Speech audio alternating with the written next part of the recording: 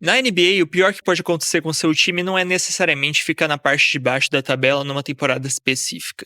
Ao longo da história, a gente já viu várias equipes que precisaram passar alguns anos lutando na parte de baixo da tabela para depois se reerguerem. Mas o que eu e a maioria das pessoas diria que é o pior lugar, a pior situação para você estar enquanto time na NBA é no limbo. Sem clareza quanto ao futuro e sem direção quanto ao seu elenco no momento. Como deu pra ver na imagem, hoje a gente vai falar do Chicago Bulls. Existem algumas equipes na NBA hoje que valem realmente essa crítica. Times que a gente tem olhado nos últimos anos e se perguntado qual exatamente é o caminho que essa equipe está tomando, que rumo esse elenco vai ter de agora em diante. Já tem algum tempo que eu me pergunto isso olhando o Chicago Bulls jogar e fazer movimentos com relação ao elenco deles, e eu ainda não sei a resposta. Enquanto eu gravo esse vídeo, a questão da vez é o Josh Giddey. Ele é um dos poucos caras da Free Agency que ainda não renovou o contrato dele e ainda não decidiu qual vai ser o destino dele, e embora tudo indique que ele vai ficar de fato no Bulls, se isso fosse acontecer de uma maneira mais tranquila, já teria rolado até. Pelo que dizem ele que é uma grana bem maior do que o Bulls está disposto a oferecer, então uma das duas coisas vai acontecer. Ou de fato eles reassinam por um valor um pouco mais baixo, que depende do acordo que eles vão entrar, ou eles não entram em acordo nenhum e o Josh Giddey acaba indo para outra equipe. Nenhum desses dois cenários é lá muito ideal para o Bulls. A situação do Josh Giddey na NBA é um espelho do Chicago Bulls nesse momento também. Um cara que não é dos piores da posição, mas ele nunca vai ser bom o suficiente para liderar uma equipe que vale a pena realmente você investir.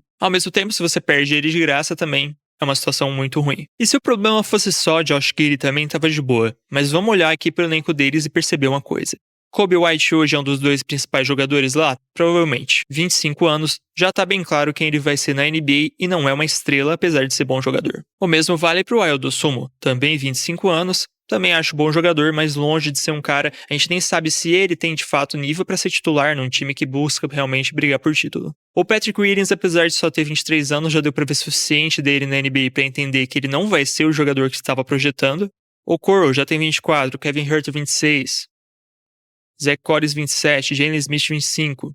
Ou seja, de fato, os únicos jogadores que têm ainda um potencial maior do que eles mostraram, que tem motivo para deixar o torcedor com um pouco mais de esperança, é o Matas Buzeres, que ainda tem 20 anos, vai ir para o segundo ano dele ainda na NBA. E o novato dessa temporada, né, o Noah Sang, que não tá aqui nessa plataforma ainda, mas que tem mostrado que pode ser um bom jogador, ao menos pelo que a gente viu por enquanto da Summer League. Mas sem querer também criticar esses dois caras que ainda tem muito o que mostrar na carreira, eu não diria, e acho que a maioria das pessoas vai concordar, que são dois caras que estão claramente aí despontando para ter potencial de virar estrelas. Ou seja, tanto olhando o elenco que eles têm agora quanto as posições que eles tiveram nos últimos anos na tabela da NBA, a gente percebe que esse time tá na lama. Ele não afunda, mas também não consegue sair de onde tá. E o começo dessa história veio mais ou menos disso aqui. Quem se lembra dessa formação de elenco, por volta de 2021, o Bulls decidiu apostar algumas das fichas deles em jogadores que estavam mais consolidados e montaram essa equipe aqui. Lonzo Ball, Vucevic, Zach LaVine e DeMar DeRozan, além de jogadores como Alex Caruso que vinham bem do banco. Em determinado período ali em 2021, esse time começou a jogar muita bola e pegaram até o primeiro lugar da Conferência Leste durante alguns meses. O time tinha uma defesa forte, tinha sinergia, a maioria desses caras estava jogando bem e os resultados estavam vindo. Mas essa boa fase não durou tanto tempo assim e começou a realmente decair, principalmente a partir do momento que o Lonzo Ball se machucou. De primeiro na Conferência Leste, eles foram caindo e terminaram a temporada em sexto lugar. Foram para os playoffs jogar aqui contra o Bucks, sofreram uma derrota bem forte, mas aquela boa sensação do período que aqueles caras jogaram muito bem juntos continuou. Até por causa disso, esse cara aqui confiou demais no elenco que ele tinha montado. Pra quem não sabe, esse é o Arthur Karnisovas, o cara que assumiu a presidência das operações do Chicago Bulls logo antes daquele elenco ser montado, ou seja, ele foi o responsável por unir aquelas peças. E a equipe precisava desesperadamente ser o mais competitivo possível. E foi o que ele tentou fazer montando essa equipe aqui, e até conseguiu durante um período muito limitado de tempo. Mas depois daquele período bom ali, nunca mais aconteceu, cara. E desde então é só ver o retrospecto recente. 2022-23, 10º lugar. 23-24, nono lugar. 2024-25, a última temporada, 10º lugar de novo. E como eu disse, esse é o pior lugar para você terminar recorrentemente na NBA. Não apenas você tem muita dificuldade de conseguir escolhas muito altas no draft, e mesmo quando o Bulls teve isso, não apenas eles não conseguiram de fato draftar os melhores jogadores disponíveis, ou também, além disso, não conseguiram desenvolver o talento que eles tinham.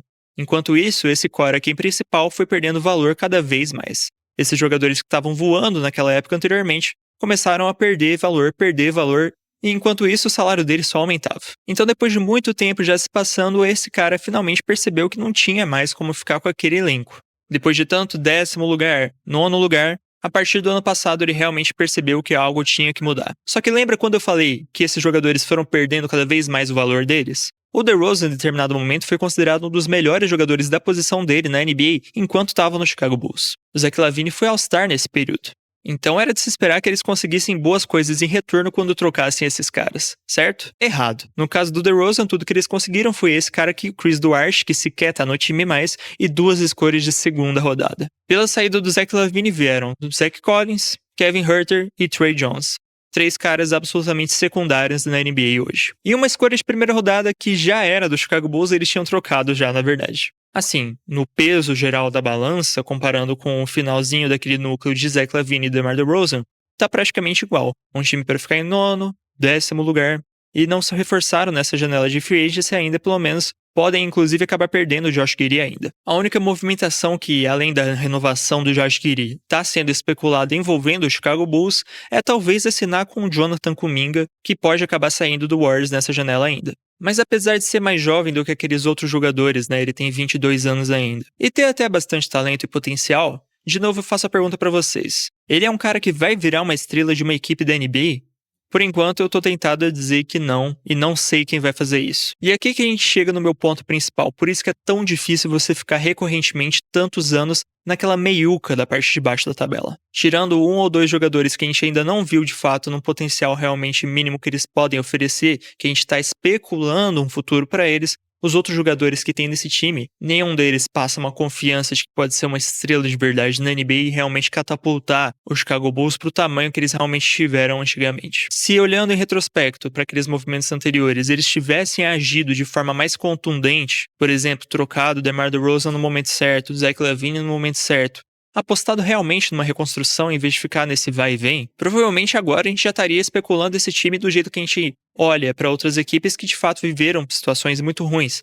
Por exemplo, o Detroit Pistons chegou a ser a pior equipe da NBA alguns anos atrás, e hoje a gente já vê eles com olhos completamente diferentes. Enquanto isso, o Chicago Bulls, uma franquia 6 vezes campeã, situado num dos maiores mercados da NBA que é Chicago, parece ter simplesmente aceitado o lugar que eles estão e se apequenado. Por isso que para mim é tão difícil se manter um time grande, relevante, independente do momento histórico que você tá, se manter de fato gigantesco com o passar das décadas. Do nada você olha para uma equipe que já teve discutivelmente o melhor jogador da história do jogo e eles estão há 10 anos sem ganhar uma série sequer de playoffs. E isso cria um ambiente tão ruim que até o torcedor acaba se apequenando também. Nessa última temporada eu fiz um vídeo falando quais seriam os All-Stars da temporada, na minha opinião, na Conferência Leste, e tinha gente falando que o Zach LaVine tinha que estar na lista, coisa que ele não estava, e dando o argumento de ele está carregando o Chicago Bulls. Abria eu a tabela para ver que o Chicago Bulls estava em 9º lugar, 10º lugar, e a minha pergunta era, tá carregando eles para onde? E é isso que você tem que fazer enquanto torcedor, se for esse o seu caso, olhar para sua equipe e fazer essa pergunta. Esse time está sendo carregado para que lugar nesse momento? Esse processo de se apequenar, inclusive, me lembra uma outra equipe vermelho-branca, mais do futebol brasileiro.